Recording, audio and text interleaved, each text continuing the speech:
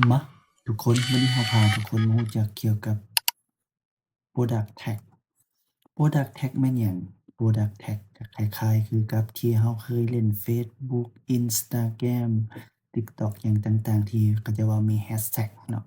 คันเรากดแฮชแท็กนั้นมันจะลิงก์เข้าไปตัวนั้นในสินค้านั้นตัวแฮชแท็กนี่ก็คือกันอย่างเช่นว่าในที่นี้เราเกี่ยวกับขาย Food to Asia เนาะ เราอย่างเช่นว่าเราสร้างว่า Thailand Product เนาะเราคลิกใส่ Thailand Product สินค้าเกี่ยวกับไทย Product มันก็สิออกมาทันทีนี่เนาะตั้งแต่เราแอดแล้วเข้ามา4รายการมันก็จะออกมา4รายการมันหมายความว่ามันจะง่ายให้ลูกค้าในกรณีที่เขาจะต้องการว่าเป็นประเภทสินค้าใด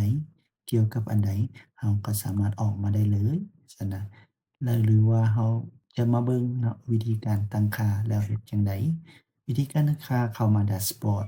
WooCommerce Product Tag นี้เนาะ อย่างเช่นว่าอยู่ในนี้ที่มีเราไชน่ามีจีนฮังการีอินโดนีเซียอันนี้เหลือฟิลิปปินส์ฟิลิปปินส์ฟิลิปปินส์ฟิลิปปินส์ Product Add Tag เนาะคือว่าสำเร็จเนาะฟิลิปปินส์เข้ามาแล้วที่อยู่นี้เข้ามาล่าสุดแล้วเราก็ไปการแอดเข้าเราก็สามารถไปเปลี่ยนค่าสินค้าได้เนาะอย่างเช่นว่ากุ้งตัวนี้shrimp เราเข้ามา edit กุ้งตัวนี้เราใส่ราคาให้เพิ่นดีบ่simple product กันบ่เปลี่ยนเป็น simple product 5,000เซลล์ไป 6,000 4,500และอยู่ในนี้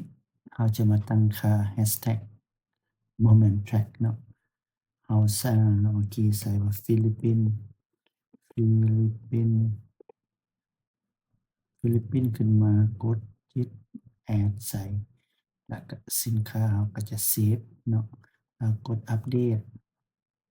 แล้วก็ไปวิว product จับนี่ก็เข้ามาเลยเนาะฟิลิปปินส์ Product เราก็ได้สินค้าฟิลิปปินส์เข้ามา Hashtag อันนี้เราแอดมาแต่อันเดียวมันก็น่าจะเห็นแต่อันเดียวเนาะมันก็เลยยังบ่มีสินค้าตัวอื่นเข้ามาเหลือเจ้านี่ก็แม่นเกี่ยวกับการตั้งค่า Hashtag ตั้งค่าแท็กให้สินค้าเพื่อว่าให้จัดกลุ่มประเภทหมวดหมู่คล้ายๆกับกับ Category เนาะคล้ายๆกับประเภทเนาะต่างแต่มันบ่มีหมวดย่อยเข้ามาคือคล้ายๆกับ Category นี้เนาะของเราจะมีช็อตนี่เนาะมันจะแยกย่อยมาได้ตัวนี้แท็กนี่มันจะบ่ได้ต่างแต่บ่ได้เท่านั้นซื่อๆเนาะแล้ว จบลาก่อนแล้วพบกันใหม่